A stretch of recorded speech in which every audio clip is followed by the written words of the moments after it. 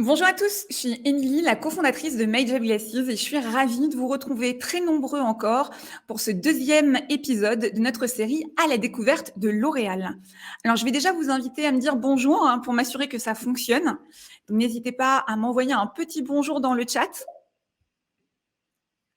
Alors bonjour Agathe, bonjour Sarah, bonjour Amélie. Waouh, bonjour Solveig, Olivia, Javier, Capucine, Pauline, Aurélie, Théo. Je suis désolée, je n'arrive pas à lire tous vos prénoms. Ravie de vous retrouver. C'est le deuxième épisode de notre série de webinaires à la découverte de L'Oréal. Et cette fois-ci, c'est Élise qui est Beauty Tech Transformation Programme Manager qui sera avec nous tout à l'heure. Alors, avant d'inviter Élise à me rejoindre pour découvrir un petit peu plus son parcours au sein de L'Oréal et vous parler un petit peu de beauty et de tech, vous allez voir, c'est hyper intéressant. Je voulais vous rappeler les règles du jeu. Puisque vous savez que pendant la première demi-heure, c'est moi qui vais avoir la chance de poser des questions à Élise pour mieux comprendre son parcours, comprendre ses missions, savoir comment elle est arrivée dans le groupe L'Oréal et qu'est-ce qu'elle fait au quotidien. Et au bout de 30 minutes, donc à 18h30 environ, ce sera à vous de poser toutes vos questions. Donc pour ça, je vous invite à aller dans l'onglet questions qui se trouve en bas à droite dans votre écran et à m'en dire un petit peu plus sur qui vous êtes avant de poser votre question. Donc n'hésitez pas à me donner votre prénom, votre âge et dans quel établissement vous êtes pour que je puisse un peu mieux expliquer à Élise qui vous êtes et dans quel cadre vous posez cette question. En tout cas, on est ravis de vous retrouver pour ce deuxième épisode. Vous aviez été très, très, très nombreux pour découvrir le parcours en marketing au sein du groupe. On a eu plein de questions et cette fois-ci, on a envie de vous faire découvrir tout le côté tech. Il y a un beauty tech accélérateur. Il y a plein de choses hyper intéressantes en termes de transformation qui ont lieu chez L'Oréal. Et Élise nous semblait être la parfaite personne pour incarner ce projet et puis vous expliquer un petit peu plus de l'intérieur ce qu'elle fait au quotidien chez L'Oréal. Alors, je vais inviter Élise à me rejoindre. Mais d'ici là, n'hésitez pas à nous laisser des petites questions, à nous dire à quoi vous pensez quand vous lisez un petit peu le programme de notre webinaire. Vous avez dû voir un petit peu le parcours d'Élise aussi. N'hésitez pas à commencer à poser des premières questions le temps qu'Élise me rejoigne. Elle est en train de se préparer et elle sera avec moi dans quelques instants. Et voilà, hyper rapide, Élise. Coucou Élise, tu vas bien? Bonjour à tous, très bien et toi? Ça va, merci. Je suis ravie de t'avoir avec nous, Élise, pour découvrir ton métier, en savoir un petit peu plus sur ce que tu fais et ce qui est mis en place au sein du groupe L'Oréal. Super sympa le décor derrière toi. Tu nous en dis un petit peu plus? C'est corporate, je suis alors la Beauty Tech est dans un des buildings qu'on appelle le Beauty Tech Square, qui rejoint la Beauty Tech et l'IT, et donc tout a été décoré avec des marques L'Oréal. Donc là, je suis dans une des salles de réunion. Génial, ça donne envie. Tu sais, Élise, la première partie de notre webinar, ça s'appelle la carte d'identité. Donc l'idée, c'est que je te pose des questions un peu en mode flash. Tu y réponds très rapidement et puis après, on reprendra et on prendra plus le temps de rentrer dans le détail de tout ça. Ça marche. Donc, ma première question, Élise, est-ce que je peux te demander ton âge? Bien sûr, j'ai 31 ans.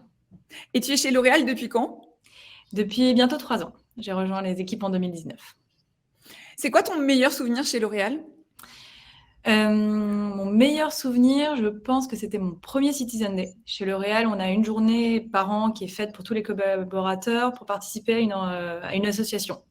Et c'était la première fois dans toutes mes expériences que j'ai eu la chance de faire ça. Et c'était vraiment une journée très enrichissante. On a la chance, alors, différentes typologies d'associations. Moi, j'avais choisi quelque chose avec les enfants. Donc, on a la chance de passer une journée avec les bénéficiaires, de partager un quotidien, de rencontrer aussi d'autres personnes de L'Oréal dans ce cadre-là, qui est un peu un cadre extra-professionnel, on va dire. Et je pense que c'est de loin un super souvenir. Génial. Et ce serait quoi le plus gros challenge auquel tu as dû faire face depuis que tu es arrivée chez L'Oréal? Le plus gros challenge, une bonne question. Alors, je pense qu'on va peut-être en reparler, mais la culture L'Oréal est très orientée, c'est une entreprise très orientée sur le réseau et l'humain. Et ce qui fait que c'est une entreprise qui fonctionne de manière peu conventionnelle par rapport à celle que moi j'ai fait avant. Et ce changement de paradigme, au début, était un assez bon challenge, puisqu'il s'agissait de gérer les projets d'une façon différente, de gérer les interactions humaines de façon différente. Et c'est vrai que c'est un premier step dans l'entreprise qui est d'un côté très exaltant et de l'autre côté un peu compliquées à prendre quand on a l'habitude de fonctionner différemment. Donc, je dirais que c'est Ok. plutôt ça. On va rentrer un peu plus dans le détail tout à l'heure pour que les jeunes qui sont là et qui nous écoutent comprennent un petit peu mieux ce que tu entends par différent de ce que tu avais pu connaître avant. Et justement, un peu en lien avec ce que tu viens de dire, c'est quoi le plus gros cliché que tu avais peut-être de l'extérieur avant de rentrer dans le groupe? Et quand tu es rentré dans le groupe, tu t'es dit, ah non, mais pas du tout en fait. Est-ce que c'est ce côté humain, justement, peut-être que tu n'appréhendais pas de l'extérieur? Oui, alors L'Oréal, ça a une image qui a, je pense, pas mal changé au fur et à mesure du temps. Le gros cliché de L'Oréal, c'est que c'est une entreprise très élitiste. Et en fait, c'est pas du tout vrai. Je pense que c'est une entreprise qui, au contraire, valorise le potentiel avant quoi que ce soit d'autre. Et c'est une entreprise qui est très ouverte à différents types de parcours, différentes typologies de personnes. C'est une entreprise très mixte. Et c'est vrai qu'au début, ce n'était pas forcément l'image que j'en avais. Bon, après, je n'avais pas non plus une image très ancrée dans un sens ou dans un autre. Mais entre ce qu'on entend, l'image que renvoie un peu l'entreprise de loin, j'étais très, très agréablement surprise. Bon, c'est super, ça va nous donner envie d'aller un petit peu plus en profondeur dans tous ces sujets-là pour mieux comprendre déjà qui tu es, Élise, ton parcours et puis tes missions au quotidien chez L'Oréal.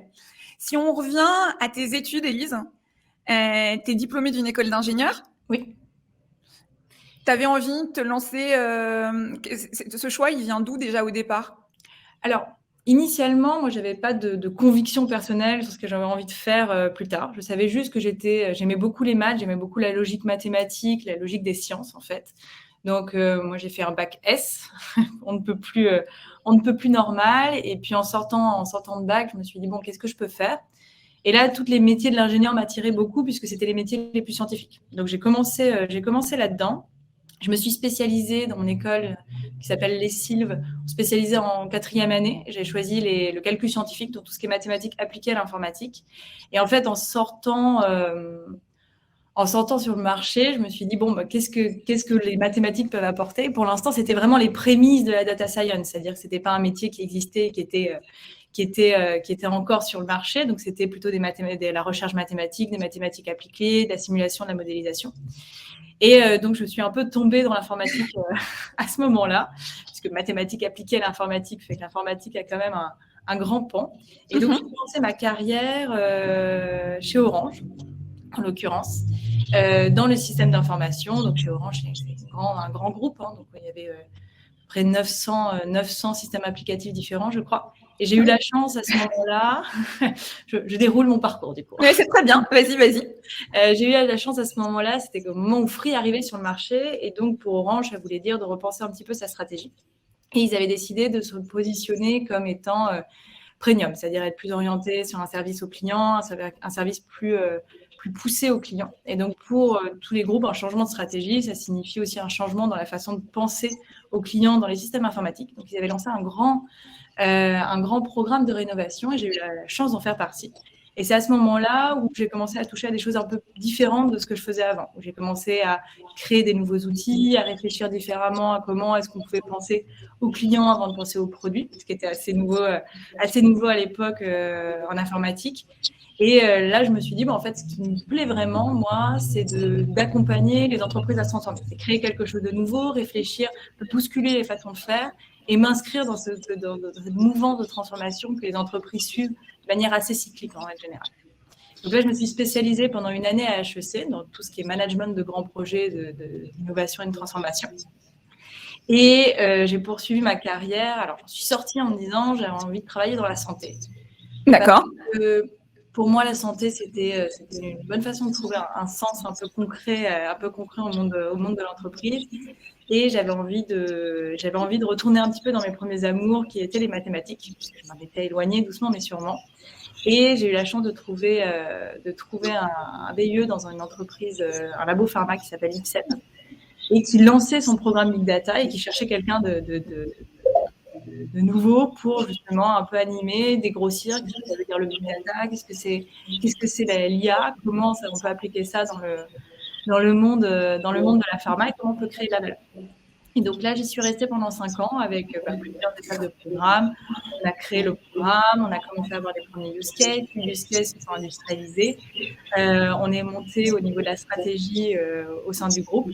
Et au fur et à mesure, on a créé quand même beaucoup de use cases différents avec la valeur. Donc, à l'époque, c'était devenir une beauty. Et c'est à ce moment-là que L'Oréal m'a contactée avec la volonté de devenir une beauty tech. D'accord. Et c'est quoi, justement, une beauty tech? Ça parle et en même temps, ça parle pas. Ça veut dire quoi?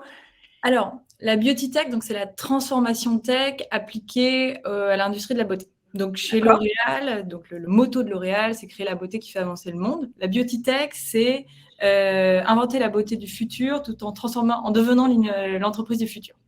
Donc, il faut vraiment voir ça comme la transformation data et tech de L'Oréal pour innover, que ce soit en interne. Donc, en règle générale, il y a 2 pans, un pan interne ou que ce soit en externe. Donc, interne sur changer un peu les façons de faire et proposer des façons plus data-driven de prendre nos décisions en interne, donc de prendre des meilleures décisions en utilisant la donnée et l'IA, ou sur l'externe, plutôt ce qu'on appelle les services augmentés, donc proposer d'autres services à nos clients, qui soient des services soit digitaux, soit orientés data IA. Un des bons exemples, c'est Modifest, qui est du make-up, possibilité de tester du virtual try-on des différentes marques L'Oréal.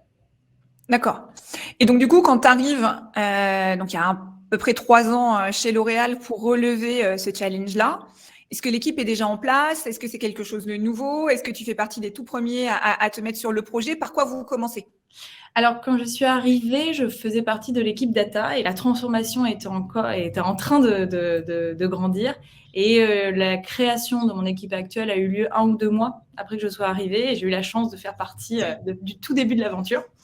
Et donc, l'équipe dans laquelle je fais partie, donc la Beauty Tech appartient au sein de L'Oréal au département recherche, innovation et technologie, qui est disposé de la R&I, donc tout ce qui est recherche et innovation proprement parlé, donc les molécules & co. Scientifique. Exactement. La partie IT, donc toute la technologie de l'information, et la partie Beauty Tech. Et donc, dans cette équipe Beauty Tech, on a bien ces 2 pans qui sont représentés, plutôt innovation interne et innovation externe. Je fais partie du pan innovation interne et je fais partie de ce qu'on appelle le Tech Accélérateur. Donc, c'est diverses expertises tech qui sont mis autour de la table avec pour but d'accélérer et de catalyser cette transformation. Donc, ton but, c'est de changer L'Oréal de l'intérieur en s'appuyant sur plus de data, plus de tech, et peut-être de créer des nouveautés, des outils internes qui vont rendre les équipes, qui vont faire avancer les équipes, qui vont faciliter aussi peut-être leur travail au quotidien et qui vont au final servir à la fois L'Oréal et ses équipes, mais aussi, c'est pour mieux, j'imagine, servir les clients aussi derrière. Exactement. C'est comment on peut utiliser la data et l'IA, donc l'intelligence artificielle en interne, pour mieux faire au quotidien, pour devenir une entreprise qui fonctionne mieux au quotidien. Alors, ça peut passer par pas mal de pans. Par exemple, au sein de mon équipe, on a soit des sujets qui peuvent être orientés utilisation des données des réseaux sociaux, me comprendre les nouvelles tendances qui arrivent sur le marché ou me comprendre les retours des utilisateurs, des clients sur nos produits. On peut avoir une réflexion plus interne, c'est comment on prédit mieux nos ventes, comment on prédit mieux l'impact des événements marketing qu'on peut mettre en place. On peut avoir aussi un pan très orienté recherche et innovation, c'est comment on accélère l'innovation et la science avec cette démarche data et IA. Donc, il y a pas mal de pans et en fonction des entreprises, en fonction de la stratégie de l'entreprise, il y a des sujets qui peuvent faire plus ou moins sens. Et donc, chez L'Oréal, on a beaucoup de beaux projets. Est-ce que tu peux aider les jeunes qui t'écoutent et donc du coup qui comprennent ce que tu dis, mais ça reste quand même un peu abstrait, à se projeter dans ton quotidien? Par exemple, quand tu gères un projet, donc j'ai compris que tu étais là pour créer des outils pour faciliter la vie de tes collègues finalement qui travaillent en interne chez L'Oréal, donc c'est un but qui est intéressant. Un projet, ça dure combien de temps? C'est quoi tes missions à toi? Est-ce que tu es une super organisatrice, donc tu mets autour de la table les bonnes personnes pour comprendre les besoins et puis les mettre en place? Est-ce que tu peux un peu nous expliquer concrètement comment tu t'y prends et quelles sont tes responsabilités? Alors, c'est un peu oui à tout, de questions. Alors, moi, je représente une expertise qu'on appelle programme et produit. Donc, au sein du Tech Accelerator, on a une myriade d'expertises, donc une expertise data science, tech, UX, UI. Donc, moi, je suis sur expertise produit et programme. Et mon quotidien, c'est d'accompagner le lancement de ces grands programmes de transformation. Donc, sur une problématique donnée, typiquement, je veux mieux comprendre comment paramétrer mes actions marketing. Je vais accompagner le projet du début jusqu'à la fin. Donc, ça veut dire que On va cadrer qu'est-ce qu'on a envie de faire, à quoi va ressembler notre produit demain. On va mettre en place une équipe, qui sont les différents intervenants à l'intérieur et à l'extérieur du groupe, à quoi ressemble mon équipe, comment elle va fonctionner ensemble. On va construire notre produit, donc toujours avec nos différentes parties prenantes, en s'assurant d'être inscrit d'une manière fiable dans L'Oréal, à la fois avec les utilisateurs de l'outil, à la fois avec les différentes instances qui existent au sein du groupe, et ça jusqu'à la livraison de l'outil et les différentes itérations, puisqu'on travaille en agile, en mode produit. Et du coup, ça prend combien de temps? Parce que on imagine L'Oréal, c'est une grosse machine. On veut le transformer de l'intérieur. On veut mettre toutes les personnes autour de la table, etc. C'est des projets sur plusieurs années. C'est des projets sur 6 mois. Enfin, comment ça fonctionne? C'est quoi l'échelle de temps? Alors, c'est assez variable en fonction des projets. Je dirais à peu près 6 mois. Notre accompagnement dure entre 6 mois et 1 an. Après, il ne faut pas se dire que c'est la fin du projet. C'est-à-dire qu'on pousse en interne des méthodologies agiles et des méthodologies produits dont l'objectif est de mettre au plus tôt le produit au sein du groupe et dans la main des utilisateurs de demain. Donc, la notion est d'apporter le plus de valeur le plus rapidement possible.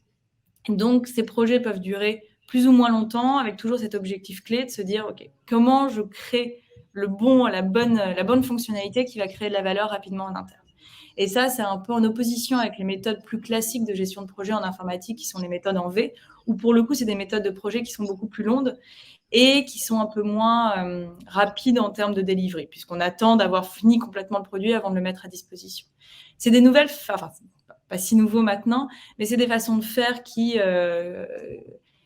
demandent un peu d'apprentissage et qui demandent un mindset assez agile.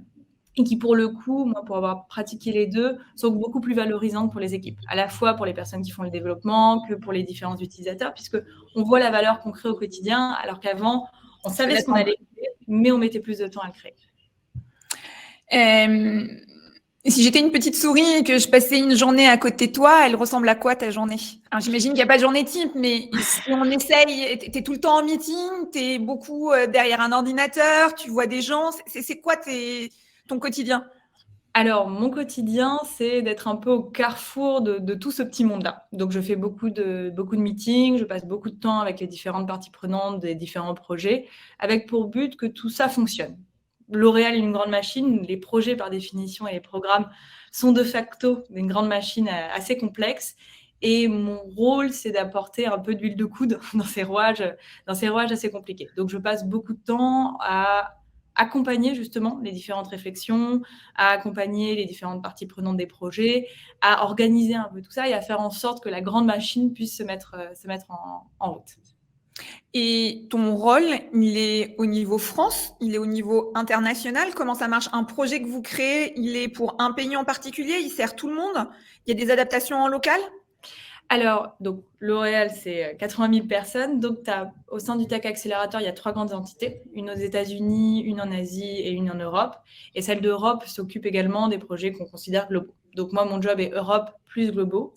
Et en règle générale, les projets qu'on gère vont faire un scale sur, en effet, plusieurs pays, avec un relais local très, très fort. L'idée, c'est pas de construire ça seul au centre et faire un roll-out de ces gros projets dans les différents pays, mais de bien accompagner justement les pays et s'assurer que tout le monde est bien onboardé dans les différents projets. Donc, un projet pourrait être potentiellement un peu adapté après une fois qu'il est... Enfin, il pourrait servir à plusieurs pays, mais pas être exactement le même parce que vous allez prendre aussi en compte des contraintes locales ou des besoins locaux? C'est ça, en règle générale, la règle, c'est du 80-20 sur les gros pays où on fait 80 dans ce qu'on appelle une core solution et on spécifie à peu près 20%. Moi, ça, c'est l'objectif qu'on a et en fonction des projets. C'est comme les projets sont vraiment très variables et c'est la richesse du Tech Accelerator, c'est qu'on touche un tas de départements différents au sein de l'entreprise. Donc, en fonction des projets, tout change un petit peu. C'est un peu repartir, avoir la feuille blanche au début de chaque projet, ce qui est assez exaltant. Cette spécificité au local dépend vraiment des projets et de l'ambition qu'on met derrière les projets. Est-ce que ça fait plus sens d'être sur un projet qu'on va plus spécifier parce qu'en fait, le besoin est éminemment local, ou au contraire, on peut rester sur quelque chose d'assez core parce qu'on sait que les usages sont assez communs à tout le groupe. Si on prend un projet en particulier, tu n'es pas obligé de le nommer si on ne peut pas. Est-ce que tu peux prendre cet exemple-là et nous dire, par exemple, Combien de personnes à peu près constituent l'équipe projet? Qu'est-ce que chacun est amené à faire? C'est toujours créer des nouveaux outils? Un projet égale un outil créé? Comment ça marche? Alors, un projet, c'est majoritairement une problématique.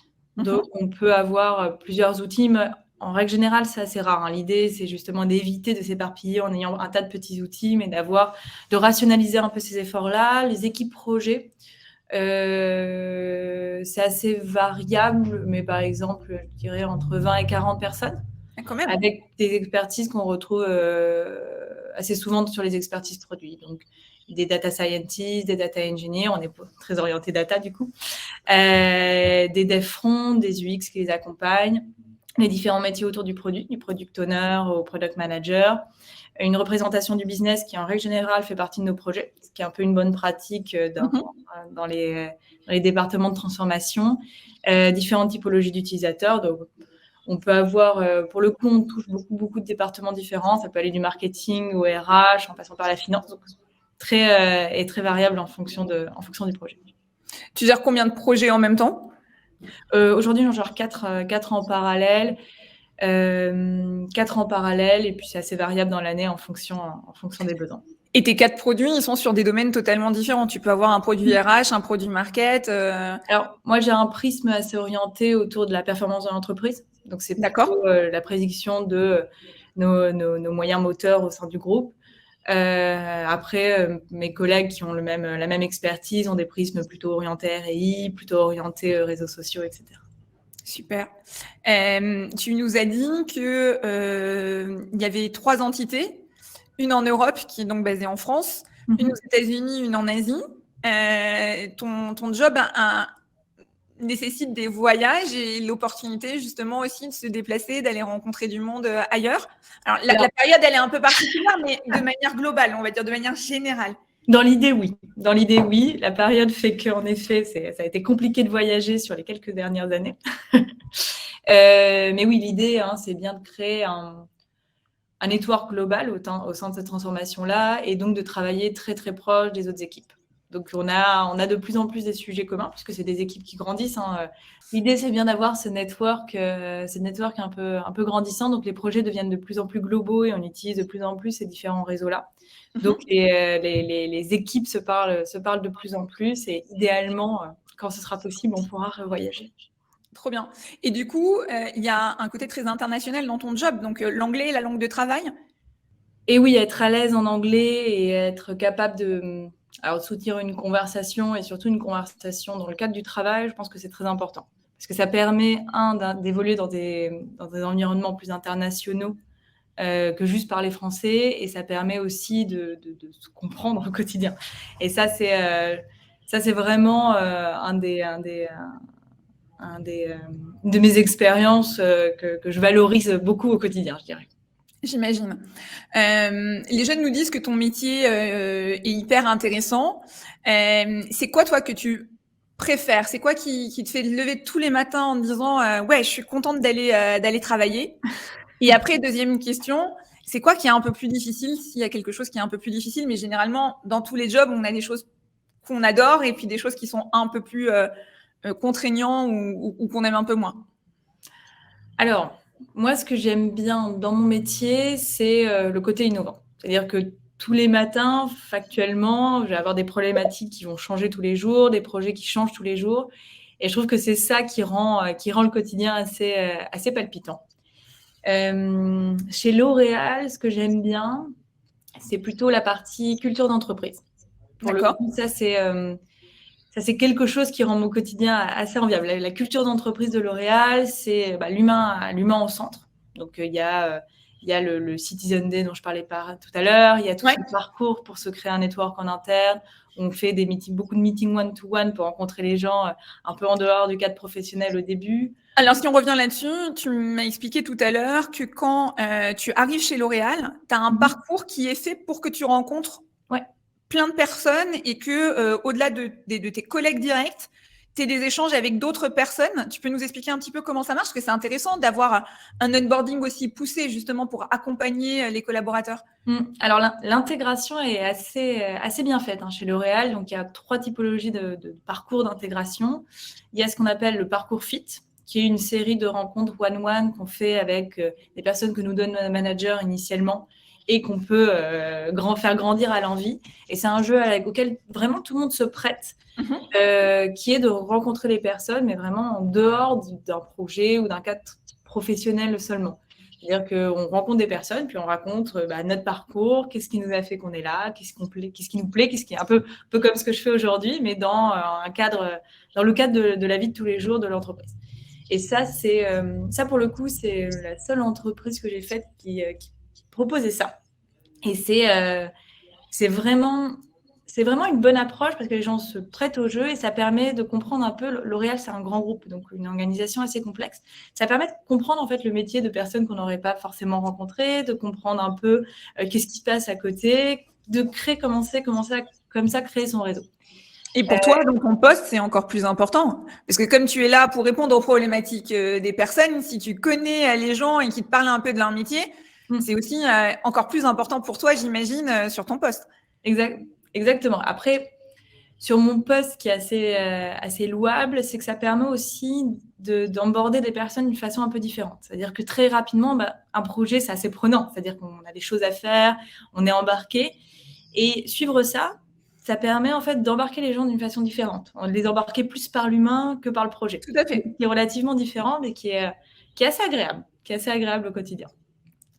Dans le parcours d'intégration, il y a aussi ce qu'on appelle le Day One. Donc, c'est 3 jours qu'on fait avec, pour le coup, n'importe quelle personne qui vient d'arriver dans le groupe. On est des groupes d'une vingtaine, je crois.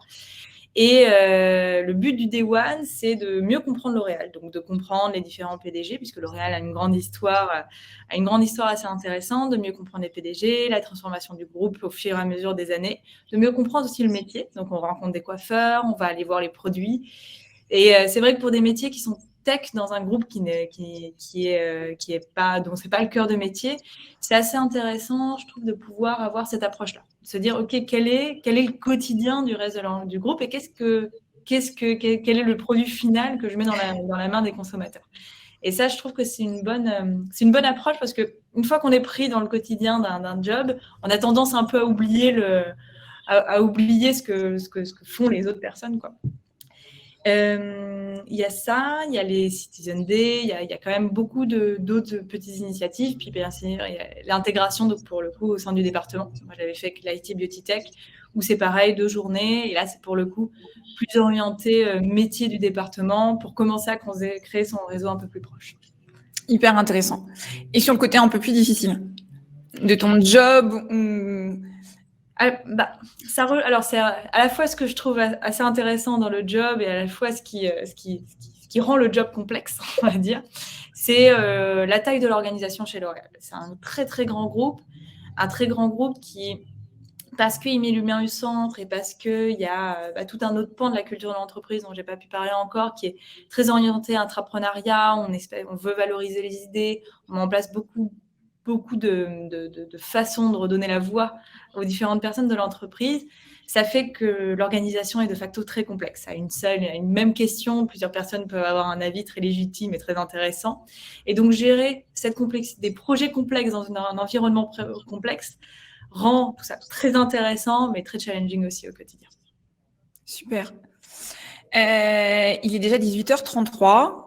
Donc, je te propose qu'on passe aux questions des jeunes. D'ailleurs, j'ai oublié de le dire tout à l'heure, donc c'est ma faute. Mais n'hésitez pas à aller voter pour les questions qui vous parlent le plus, puisque ce que je vais faire maintenant, c'est que je vais prendre les questions les plus votées et redescendre vers les questions les moins votées. Et il n'y aura sans doute pas la place de poser toutes les questions. Donc, n'hésitez pas à aller voter pour les questions qui vous intéressent. Alors, on a Théo, qui m'a pas donné son âge, mais qui nous dit qu'il est étudiant à Sciences Po Paris et qui te demande quelles sont selon toi les clés pour réussir chez L'Oréal. Alors, c'est une bonne question. Pour moi, la première clé, c'est la partie relationnelle. C'est-à-dire qu'il faut avoir envie d'aller voir les autres, de se créer un réseau, de se poser les questions, de comprendre ce que fait la personne juste à côté, de construire un peu son nid d'abeille comme ça au sein du groupe.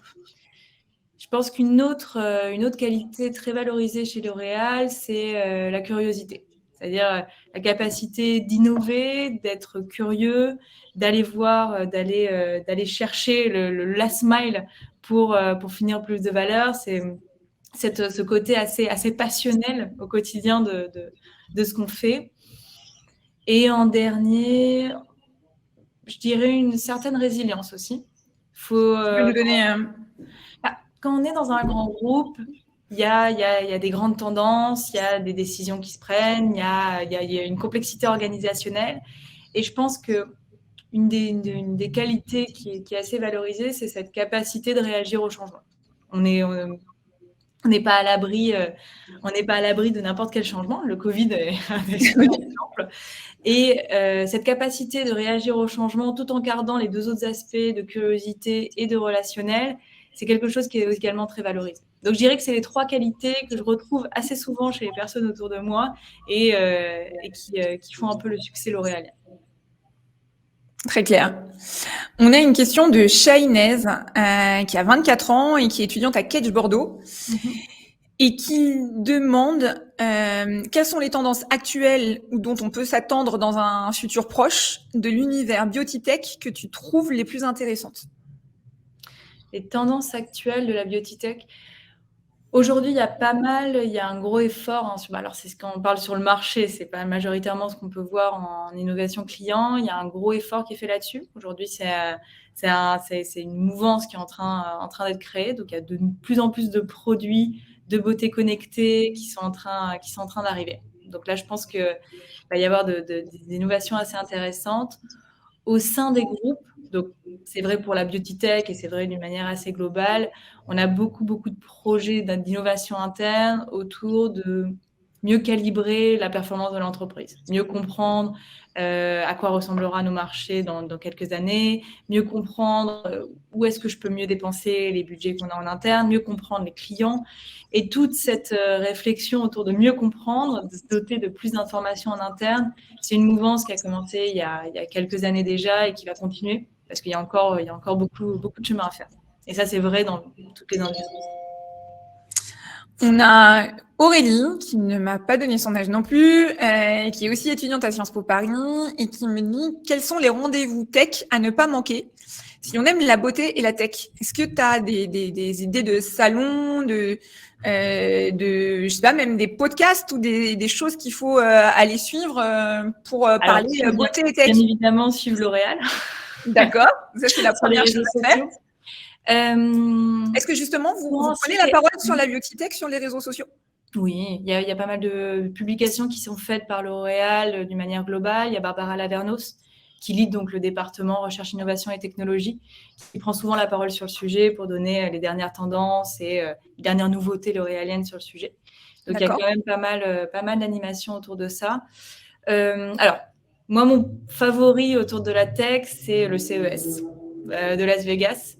Pour avoir eu la chance de le faire 2 fois, je trouve là où on peut scouter le plus d'innovations, et c'est des innovations très orientées facing client, donc c'est un peu les plus sympas. Pour être un peu plus franco-française, il y a Vivatech, qui en règle générale est assez intéressant aussi, et qui donne aussi la parole à des politiciens, qui donnent aussi les grandes tendances plutôt orientées gouvernementales. Et ça, je trouve ça assez intéressant, pour en citer 2. Et justement, le CES, c'était il n'y a pas longtemps. Tu as eu l'occasion d'y aller cette année ou pas du tout? Voilà. Cette année, malheureusement, Las Vegas, c'était un peu trop loin. Non, pas de souci. Pour le coup, j'ai suivi à distance. Et il y a eu justement des innovations que tu as vues qui t'ont marqué ou alors c'était à distance, c'est peut-être moins facile, moins évident? Il y avait pas mal d'innovations cette année sur les matching couleurs et les où on peut alors pour en citer qu'une, c'était on peut matcher, on peut scanner une couleur et créer son propre rouge à lèvres à la bonne couleur, ou matcher VS le catalogue de couleurs. Il y a eu et la même chose, alors ça c'est un produit L'Oréal mais avec le fond de teint. J'allais dire. Exactement. Vous avez créé quelque chose autour de ça. Super. Yes. On a Kuhn, désolée pour ton prénom si je le dis mal, qui est étudiant à HEC et Sciences Po Paris, et qui dit lorsqu'on parle de modèle agile, à quoi ça ressemble chez L'Oréal quand on l'applique aux différents sujets? Et après, ça aurait été quoi le plus grand défi pour adopter justement ce mode agile chez L'Oréal? Ou peut-être que justement, c'est pas un défi parce que ça fait longtemps que chez L'Oréal, on est déjà en mode agile? Alors non, le mode agile, c'est un mode de fonctionnement qui vient des GAFA. Donc, qui vient d'entreprises dont le corps, le produit corps, c'est du software. Donc, c'est un mode qui a le vent en poupe depuis pas mal d'années, mais qui est assez dur à adopter dans des entreprises dont c'est pas le core business.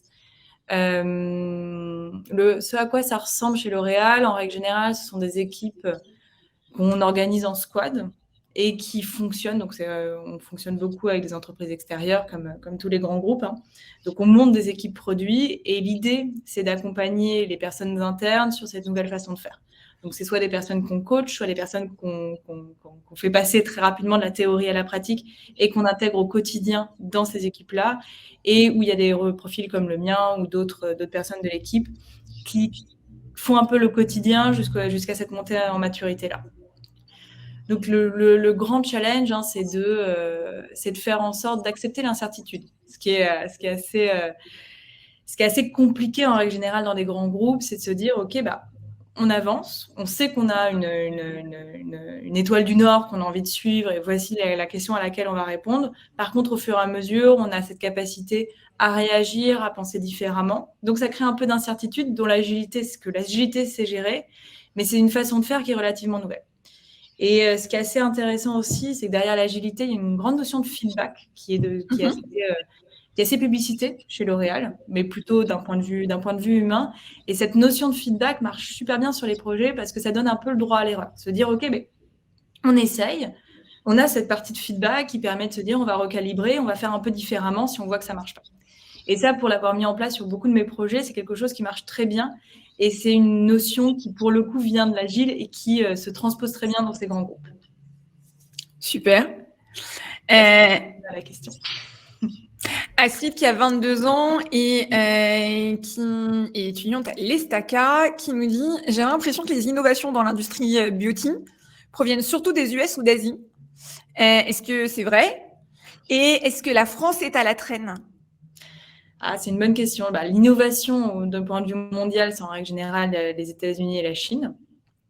Je pense que dernièrement, c'est un point de vue un peu plus politique, mais je pense que la France a fait beaucoup d'efforts pour arriver dans un domaine plus agile et permettre la création et l'innovation au sein avec la French Tech, avec l'innovation de Lab qui ont vu la station F, oui, qui a vu un grand essor dernièrement. Je pense que c'est une réalité aussi qui a atteint les grands groupes, où il y a beaucoup de désirs de co-innovation, de ces désirs d'accélération, de start-up, en partant du concept que les connaissances et l'innovation ne vient pas forcément de l'intérieur. Donc, je pense que la France a enclenché cette façon de faire et ce rechangement un peu de la société autour de la valorisation de l'innovation. Après, c'est vrai que des grands pays comme les États-Unis et la Chine ont déjà un pas d'avance. Soit parce que c'est un modèle qui est plus natif, je dirais, comme les États-Unis, où l'innovation est par définition un peu plus ancrée dans leur ADN, ou parce que la Chine, il y a beaucoup plus de facilité à créer. Après, l'avantage dans un groupe comme L'Oréal, où vous êtes présent sur ta partie, à la fois en France, en Asie et aux États-Unis, c'est que les innovations, elles bénéficient à tout le monde. Donc, il peut y avoir des projets qui sont impulsés par les US ou par l'Asie qui terminent chez toi ou pas du tout. Enfin, comment ça marche? Tu nous as dit que tu portais des projets globaux qui pouvaient servir à d'autres, mais est-ce que vous pouvez récupérer aussi des projets qui viendraient des US ou de l'Asie? Bien sûr, on n'a pas du tout le monopole, de la grande idée. Alors moi, je suis spécialisée sur la partie plutôt interne. Et pour le coup, il y a beaucoup d'initiatives qui ont déjà été prises en local, hein, sur des pays qui ont déjà lancé des projets similaires. Après, le but du Tech Accelerator, c'est faire en sorte que ces initiatives prennent un peu plus d'ampleur et touchent d'autres locales, s'ils ont prouvé de la valeur par définition, c'est que ça peut être intéressant à un plus grand nombre. Mais bien évidemment, il y a des projets qui ont déjà vu le jour en local et d'une manière avec succès. Farah, qui a 23 ans et qui étudie à Sup de Pub à Paris, te dit merci pour ton temps, Élise. En tant que femme, est-ce que tu as ressenti des difficultés à t'intégrer dans le milieu de l'ingénierie? C'est une bonne question. C'est un sujet qui me tient à cœur. moi, quand j'étais en école, on était, je pense, sur 140. Je crois qu'on était une dizaine de filles. Ah oui. Et il y avait une spécialité financière, ce qui attire de base un peu plus les femmes. Je trouve qu'avec le temps, moi, de ce que je vois, des nouvelles promotions, du milieu, c'est un métier qui commence à se féminiser.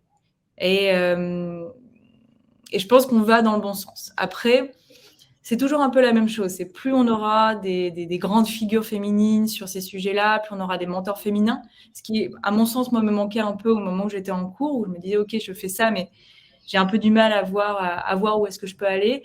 Plus on aura ces grandes figures qui prennent la parole, plus on aura d'exemples, plus je pense qu'on va aller vers de la féminisation de ces métiers. Après, en réalité, s'intégrer, c'est pas trop l'enjeu. Je pense que moi, au quotidien, je me suis jamais dit, c'est plus compliqué pour moi de m'intégrer. Au contraire, hein, c'est des métiers qui font beaucoup la place aux femmes puisqu'on est peu. Mais je pense qu'il faut aller de plus en plus vers une parité. Après, j'ai eu de la chance dans les groupes que moi j'ai fait. On était assez bien représentés en règle générale. L'Oréal, bien évidemment. Les labos pharma sont assez féminins également. Je crois qu'on était à 30% représentés. Orange, un petit peu moins. Donc, c'est assez variable. Mais je pense qu'avec le temps, on va arriver à reféminiser un peu ces métiers. Quand tu parles justement de mentors femmes qui sont nécessaires pour inciter les jeunes filles à aller dans ces filières-là, est-ce que toi, tu as eu un mentor femme? Est-ce qu'au sein de L'Oréal, tu as eu un mentor aussi ou quelqu'un qui t'inspire et que tu peux aller voir pour demander des conseils, avec qui tu as pu créer une relation plus en proximité peut-être? Alors, ça fait partie des choses qui vont être lancées sur justement du mentoring en interne. Je crois que ça fait partie du plan 2022. Moi, dans mes autres expériences, j'ai assez souvent eu un mentor femme. Alors, pas forcément dans la tech. C'était peut-être dans d'autres métiers, puisque en général, les mentors font pas partie du même département. Et je demandais assez souvent d'avoir en effet une femme. Parce que moi, j'ai souvent eu des managers masculins et c'est vrai que la façon de faire, on est plus inspiré par quelqu'un du même sexe que nous par définition, puisqu'on se reconnaît plus. On se projette plus facilement. Ouais. Et j'avais souvent demandé d'avoir justement des mentors femmes en me disant, ça me permet un peu de combler ce manque dans mon domaine d'expertise. Mais c'est quelque chose qui, à mon sens, va se finir par se combler. Et même on le voit dans le domaine de l'innovation, il y a de plus en plus de femmes qui sont là. Il y a de plus en plus aussi de reconnaissance de la femme, de communication autour de la femme dans ces métiers. Je participe assez souvent à des talks sur Women in Tech. Il y a de plus en plus ça, ce qui fait que, en termes de communication, ça prend un peu plus de bruit. Je trouve ça assez inspirant. Et justement, un peu moins à mon époque. En tant que toi, un peu en rôle de femme qui réussit aujourd'hui dans les métiers de la tech, c'est quoi le message que tu passerais aux jeunes filles qui sont nombreuses, hein? Il y a eu beaucoup de questions qui étaient posées par des jeunes filles. Et c'est quoi le message que tu leur passerais? Franchement, c'est d'y aller. Je sais que j'avais déjà parlé, j'avais été assez étonnée j'avais fait un talk comme ça, puis il y avait des filles qui étaient venues me voir à la fin en me disant « Ah oui, mais j'ai peur ». Je dis « Mais pour le coup, il y a vraiment zéro raison d'avoir peur. Au contraire, les filles sont plus représentées et meilleures en règle générale dans les matières scientifiques jusqu'à une certaine période d'âge, je crois, à peu près au lycée, où subitement on se dit « Ah bah non, on va plutôt aller faire de… » Alors que factuellement, on est très très bonne, les femmes sont aussi bonnes que les hommes dans ces métiers-là, il y a zéro raison d'avoir peur. Et au contraire, être différent, être une femme dans un milieu d'hommes et vice-versa, je trouve que c'est… Une richesse? Oui, c'est exactement ça. C'est une richesse, c'est un point de vue différent. C'est pas grave si on ne matche pas exactement avec les 3/4 des gens autour de la table. Au contraire, je trouve que c'est une richesse, c'est un point de vue qui est valorisé, qui est très entendable. Donc, mon conseil, c'est d'y aller et de suivre ce qu'on a envie de faire, quoi qu'il arrive. On a justement une autre question qui te demande, c'est quoi ton projet préféré depuis que tu es arrivée chez L'Oréal et pourquoi? Donc, parmi tous les projets que tu as dû gérer ou que tes collègues ont géré aussi, puisque voilà, on va prendre ton équipe de manière large, c'est quoi ton projet préféré et pourquoi c'est celui-là que tu préfères? Alors, c'est secret que tu ne peux pas nous donner du projet, c'est pas grave, mais tu peux nous dire c'est un projet dans tel domaine et voilà pourquoi j'ai pris du plaisir à travailler dessus. Alors aujourd'hui, je travaille sur un projet avec le marketing et le digital. Pour le coup, c'est un projet que je trouve vraiment très palpitant. C'est un projet qui, pour le coup, a tous les palettes que j'aime bien. C'est un projet sur lequel on écrit un peu de la feuille blanche où est-ce qu'on a envie d'aller, qui veut être très innovant puisque c'est un projet qu'on fait en interne, donc on a un avantage compétitif à se positionner différemment. Et c'est un projet qui, pour le coup, touche un tas de métiers très différents et très clés dans le groupe. Et je trouve qu'avoir l'ambition de la Beauty-Tech, qui est un des programmes stratégiques du groupe, plus ce côté de gens passionnés qui, au quotidien, ont envie de faire différemment et vont aller chercher OK, et si on faisait ça comme ça, est-ce que ce serait pas mieux? Le combo des deux fait que le projet est vraiment, vraiment très intéressant. Et avant tout, moi, de toute façon, les projets que je préfère, c'est les gens qui le font. C'est-à-dire que si l'équipe projet est entourée de gens passionnés, experts dans un domaine, qui ont envie de faire différemment, et c'est une chance chez L'Oréal, c'est que partie de la culture, il y a ce côté intrapreneuriat qui font que les gens sont passionnés. Il y a l'humain au centre, plus l'entrepreneuriat fait que quotidien, on tombe sur des gens qui adorent les produits, qui adorent ce qu'ils font. Et je trouve que cette énergie-là qui est mise au sein des projets est vraiment, vraiment, vraiment très sympa à vivre au quotidien. Tu me disais aussi, Élise, quand on préparait ce webinaire, que un des sujets qui était aussi intéressant, c'est que l'ensemble des projets sur lesquels tu travailles sont assez stratégiques et qu'il y a souvent des personnes à un très, très haut niveau et qui ont une vision très globale sur L'Oréal qui sont partie prenante de ces projets. Tu peux peut-être nous en dire un mot?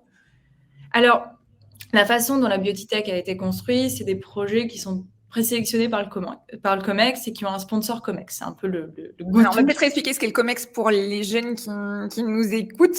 Donc, le COMEX, c'est le comité exécutif qui prend en fait tous les responsables de chaque unité à un très très haut niveau au sein du groupe L'Oréal. Donc, c'est le top exécutif de L'Oréal.